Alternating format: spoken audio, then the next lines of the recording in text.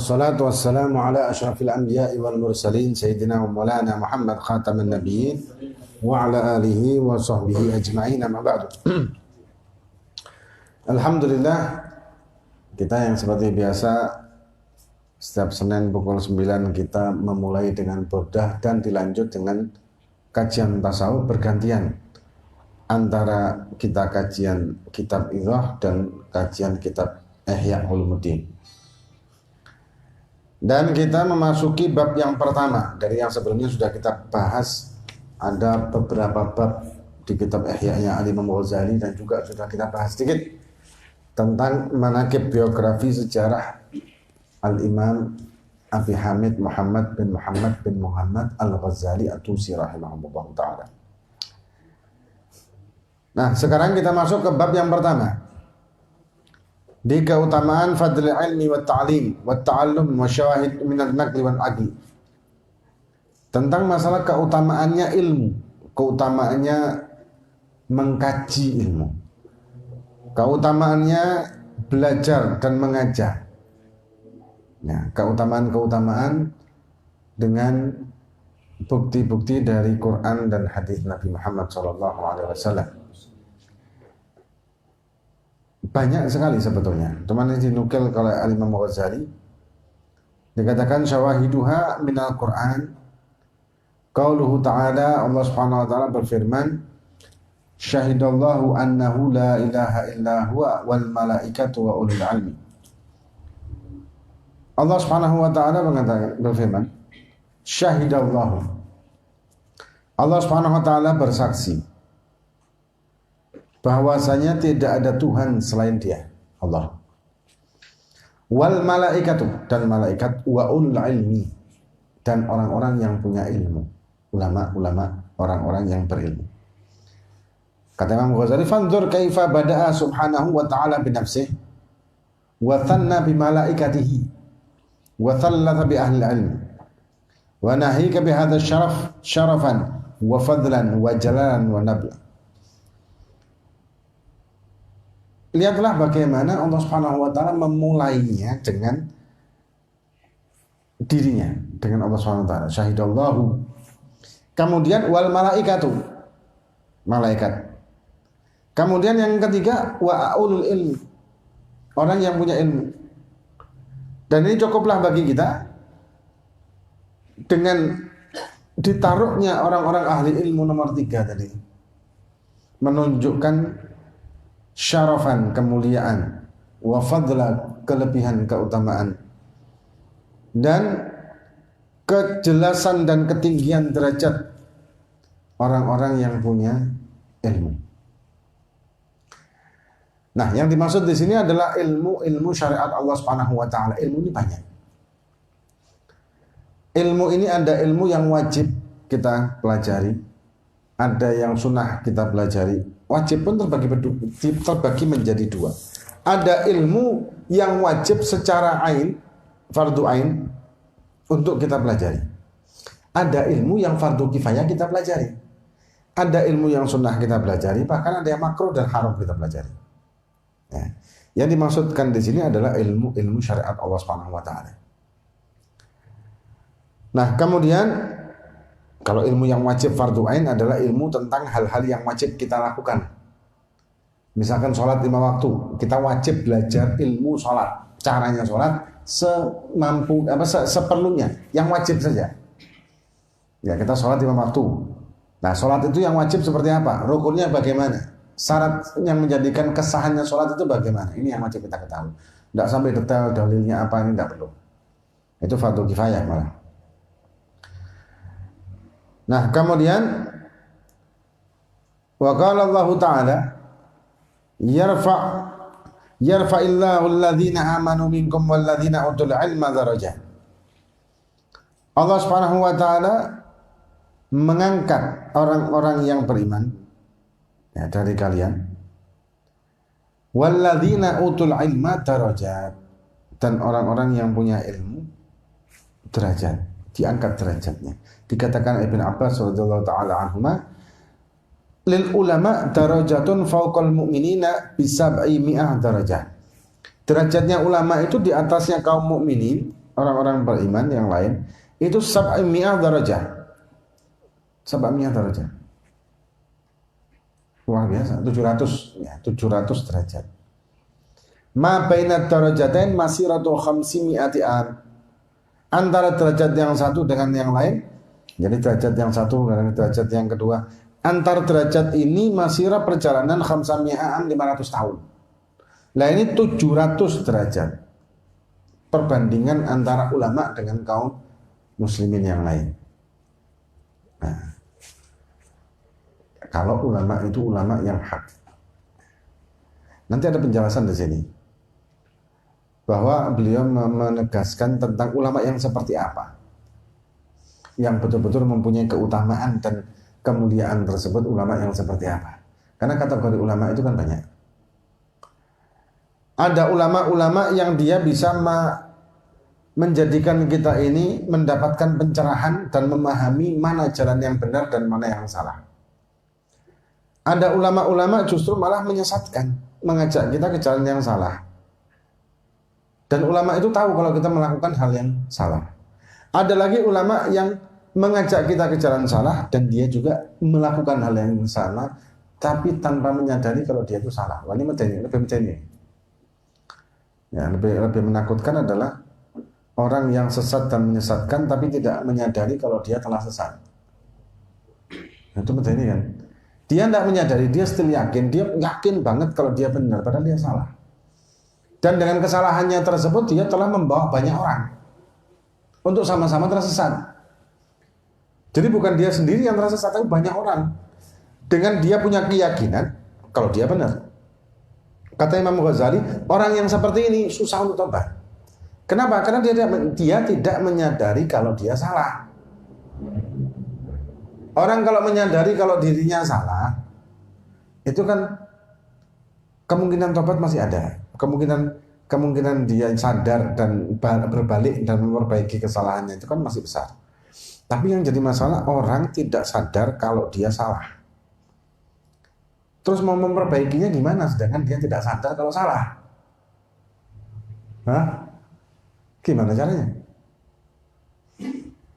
Kita berangkat mau ke Jakarta, sering kita contohkan seperti ini ya. Kita berangkat ke Jakarta. Nawaitu berangkat dari Malang mau ke Jakarta.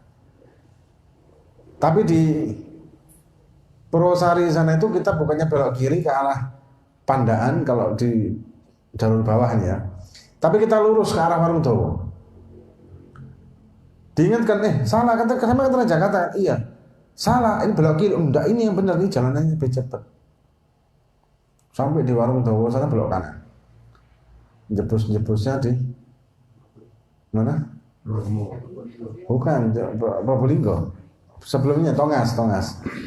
Jebusnya Tongas sampai Nguling sana, segala macam sana, pokoknya daerah-daerah timur sana. Dengan setil yakin dia tetap nyetir mobilnya dengan mengatakan ini jalan yang benar menuju Jakarta paling cepat. Orang yang seperti ini tidak akan sadar kecuali dia kepentok. Loh, kok penyeberangan Ketapang ke Anang Bali? Kayak sadar. Ya, tapi sudah jauh dari langkah. Yang medeni itu kalau misalkan dia sudah mati baru sadar, kan medeni ya.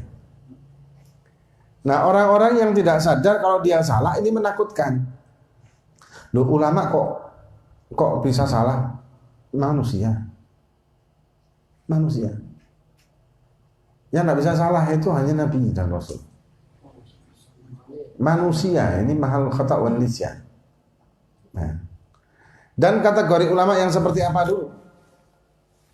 Ketika ulama-ulama yang memang betul-betul berusaha menekan dan mengendalikan hawa nafsunya untuk mendekat kepada Allah Subhanahu wa taala dengan berbagai upaya mujahadahnya, dia menekan hawa nafsu, menekan syahwatnya dia. Maka ulama-ulama ini insya Allah akan terlindungi dari kesalahan-kesalahannya. Ketika dia akan melakukan kesalahan, dia akan segera menyadarinya. Ketika dia membahas atau mengajarkan tentang sesuatu yang salah pemahamannya, dia tahu-tahu mendapatkan ilham atau gimana kah atau apakah untuk pembenarannya. Jadi tidak sampai dia dipermalukan di hadapan orang lain. Kenapa? Karena orang ini dijaga oleh Allah. Soalnya orang-orang tersebut orang-orang yang mukhlis, orang-orang yang betul-betul ingin mengajak orang kepada Allah, ingin mengajak umat Nabi Muhammad SAW mengikuti nabinya dengan keikhlasan tanpa pamrih apapun. Tapi ada juga orang yang ngerti, faham, ngaji, dia faham nahwu, shorof dan lain sebagainya, ngerti. Cuman ya itu tadi, karena hubbud dunyanya lebih kuat, hawa nafsunya lebih kuat, dan dia tidak berusaha mukhlis dalam hal itu. Ya begitulah. Cuman yang menakutkan ya tadi, ketika dia berpenampilan ulama, kebanyakan orang kalau berpenampilan ulama dianggap ulama kan. Sedangkan belum tentu orang itu berpenampilan ulama menjadi ulama. Nah, jadi harus apa namanya, kita waspadai benar-benar. Orang punya ilmu belum tentu orang tersebut bisa selamat. Kalau orang punya ilmu dan dia tetap takwa, ini bisa selamat. Kemudian yang selanjutnya, wa qala Allah Ta'ala qul hal yastawi alladziina ya'lamuna wal ladziina la ya'lamun. Nah, ini pertanyaan dari Allah yang kita bisa menjawabnya dengan kenyataan. Katakanlah, apakah sama orang-orang yang mengetahui berilmu, orang-orang yang berilmu dengan orang yang tidak berilmu? Apakah sama? Ya jelas tidak sama lah. Orang ngaji sama tidak ngaji jelas salah. Bahkan orang yang ahli ibadah, ibadahnya mempeng tapi tidak ngaji, itu masih tidak ada apa-apanya dibanding orang yang ngaji walaupun dia ibadahnya ya semua ngajibnya tok. Syukur-syukur ibadah, pokoknya kan ninggal wajib. Beda jauh. Walaupun kalau misalkan ada orang ngaji tapi ibadahnya pokoknya syukur-syukur ibadah, kan ninggal wajib ya kebangetan. Harusnya orang yang ngaji itu lebih lebih istiqomah dalam ibadah dan lebih banyak ibadahnya daripada orang yang ngaji. Harusnya kan gitu. Tapi kadang-kadang wong sing ngaji malah males ibadahnya. Orang yang tidak ngaji malah sergap ibadahnya. Akhirnya salah kabeh. Nah, banyak kan orang-orang yang ingin ibadah tapi dia tidak tahu caranya dan tidak nanya dan tidak ngaji. Akhirnya dia pokoknya kertek hati. Lah menurutku, misalkan murid aja ya zikir. Lah cariku zikir iki apik. Coba wis tak ulang-ulang zikir iki ae. Tapi zikirnya ternyata salah. Peruntukannya salah. Misalkan dia kepingin tenang hatinya, tapi wiritannya ya jabar, ya keliru. Ini kayak perang lah. Nah, malah tambah kudu ngamuk, kudu ngancap wong ae. Karena gak ngaji. Atau belajar melalui buku terjemahan atau apa, oke, podene apik zikirnya dibaca. Ternyata zikir Hizib Saifi, kayak perang. Tidak pada tempatnya. Himmah, semangat boleh, tapi tanpa dilandasi dengan ilmu percuma. Orang yang berilmu tanpa dilandasi dengan himmah, semangat juga percuma. Walaupun orang yang berilmu masih ada derajatnya lebih tinggi daripada yang tidak berilmu. Wa qala ta'ala, dan Allah Subhanahu wa taala berfirman, "Qul kafa billahi syahidan baini wa bainakum wa man indahu ilmul kitab." Katakanlah cukup Allah yang menjadi saksi. Baini wa bainakum wa man indahu ilmul kitab, dan orang-orang yang mempunyai ilmu kitab. Quran maksudnya. Orang yang memahami Quran, orang yang berilmu laki-laki. Jadi Al-Quran ini yang disebutkan masalah ilmu sangat banyak. Wa qala ta'ala qala alladziina indahu ilmu minal kitabi ana atika bihi. Ini yang ceritanya Nabi Sulaiman ya. Katakanlah yang mempunyai ilmu minal kitab. Ana atika bihi. Ya, qala yang berkata orang yang mempunyai ilmu dari kitab, aku akan membawakannya. Dalam arti singgasananya siapa? Ratu Balqis itu. Orang yang mempunyai ilmu. Lagi-lagi disebutkan masalah ilmu dari Allah SWT. Jadi sanggup membawa dari Ma'rib ke Palestina, menurut riwayat, dengan jarak yang sangat jauh, dengan satu kedipan mata sudah nyampe. Ya, satu kedipan mata sudah sampai. Tanbihan ala annahu iqtadara alaihi biquwatil ilmi. Orang ini mampu melakukan itu semua karena kekuatan ilmu yang dia mendapatkan pemahamannya dari ilmu kitab. Ya, jadi intinya orang yang punya ilmu ini lebih mulia dari orang yang tidak punya ilmu. Orang yang punya ilmu derajatnya lebih tinggi daripada orang-orang kaum muslimin yang lain, bahkan sangat tinggi derajatnya. Tapi orang yang punya ilmu tersebut kalau dia tersesat maka lebih parah daripada orang yang tidak punya ilmu. Ya, dikatakan orang yang punya ilmu tidak mengamalkan. Kata Zubat ya, wa alimun bi ilmihi lam ya'malan mu'adzabun min qabli ubbatil wafat. Wa alimun dan orang-orang yang berilmu bi ilmihi dengan ilmunya tadi, lam ya'malan tapi tidak melakukan ilmunya, tidak mengamalkan ilmunya, hanya sekedar tahu, ngerti, faham tapi tidak menjalankan. Mu'adzab, bakal diazab ini orang min qabli ubbatil wafat, sebelum Allah menyembah sebelum Allah menyiksa penyembah berhala. Sebelum penyembah berhala dimasukkan ke neraka oleh Allah, maka orang-orang yang punya ilmu tapi tidak mengamalkan ini yang dimasukkan duluan. Berarti kan lebih parah. Lebih parah. Karena orang yang punya ilmu ini bisa menyesatkan banyak orang kalau dia fasik. Karena orang kan awam, kita ini pasti mencari panutan, dan yang kita cari panutannya adalah orang yang berilmu. Nah, kategori orang berilmu memang masyarakat akan berbeda-beda. Ada yang melihat penampilan, oh kayak udengan, kayak jubah, kayak sal, kayak ini tungkat berarti orang alim. Ada lagi, oh enggak, orang alim itu yang kategorinya begini. Setiap daerah kadang-kadang punya pemahaman yang berbeda tentang orang alim. Ya, punya pemahaman yang berbeda-beda. Nah, kemudian ketika kita kita sebagai awam mengalami satu kendala dalam satu permasalahan, maka kan kita berusaha untuk mencari jalan keluar dari permasalahan tersebut dengan mencari orang yang paham. Nah, orang paham bagi kita adalah orang yang berilmu tadi itu, dengan kategori kriteria yang sudah ada di pemikiran kita. Orang yang ini, orang yang pakaiannya begini, orang yang thalabul ilm, dan seterusnya. Nah, yang repot lagi kalau orang itu tidak punya ilmu tapi dia memakai pakaian ulama.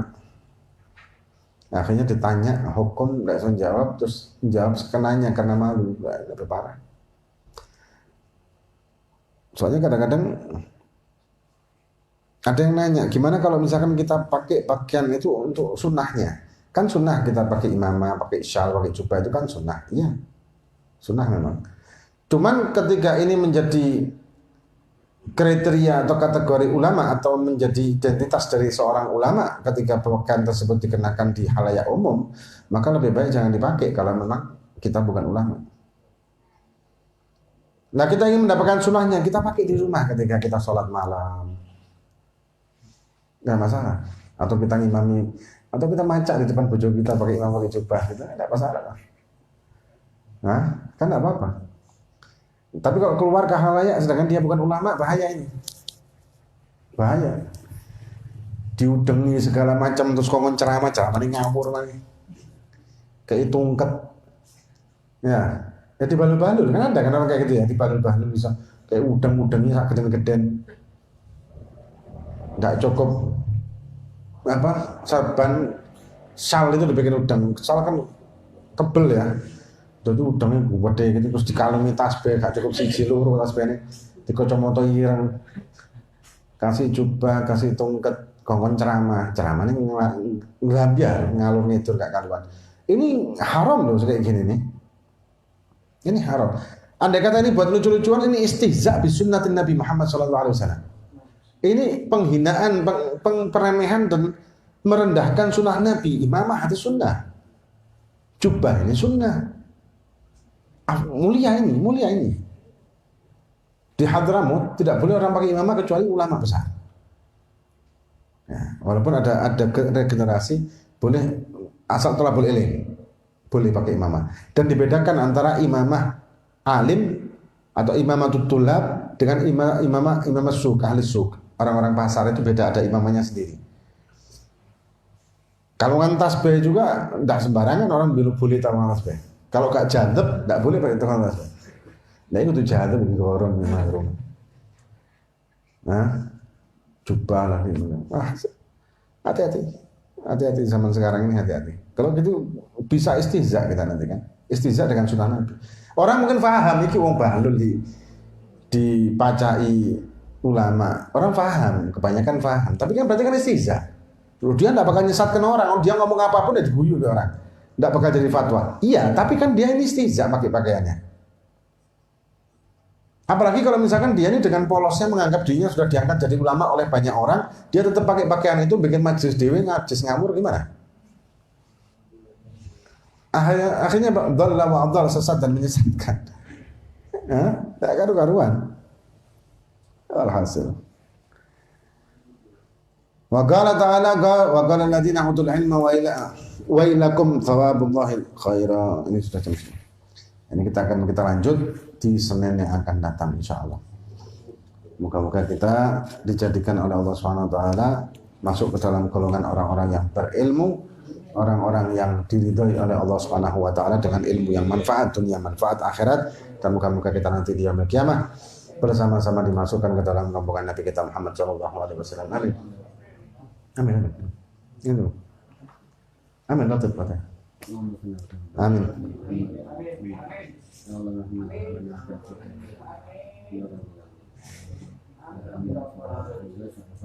A'udzu billahi minasyaitonir rajim. Bismillahirrahmanirrahim.